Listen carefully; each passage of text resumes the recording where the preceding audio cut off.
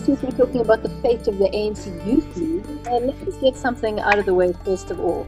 Much of the reaction to the news that this task team had been set up has been quite negative, with some people saying that, you know, it's sort of an attempt to kind of take over and push the Youth League into acting in a certain way.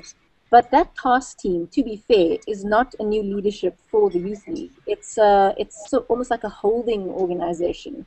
In fact, one of their mandates is to set up a proper election later on. Why do you think there's been that sort of negative reaction? In my opinion, this is just the replacement of a faction by another faction.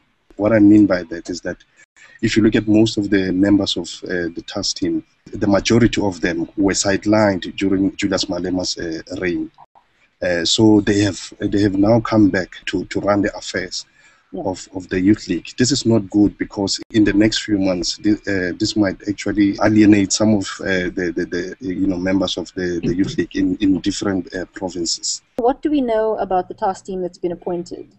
Charles mentioned that a lot of them are aligned with President Jacob Zuma and were not in favor when Malema was leading the Youth League. To be fair to the ANC, they have tried to make sure that every province is represented.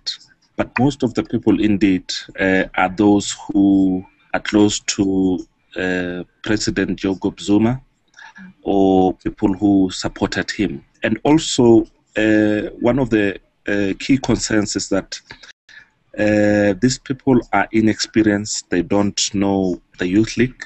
What many people fear is that what this task team is going to do is going to replace all provincial executive committees which are seen to be against President Jacob Zuma and make changes at the regional level.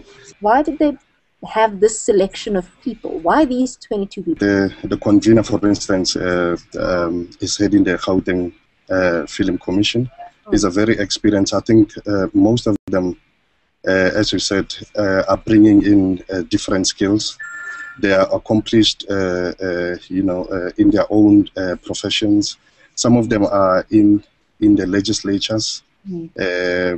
I think these are very qualified people. Most of them are very talented, and they're bringing in some really needed skills to be able to rebuild the ANC Youth League structures in provinces. Where does the Youth League go to from here? If it is to be rebuilt, what might it look like in future? What you are going to see, I'm afraid, is a Youth League which is equal to a desk which will dance to the tune of leaders, senior leaders in the ANC, and that is not good at all for democracy within the organization. Is the Youth League still relative to South African politics? And if not, how can it become more relevant? The Youth League is still very relevant.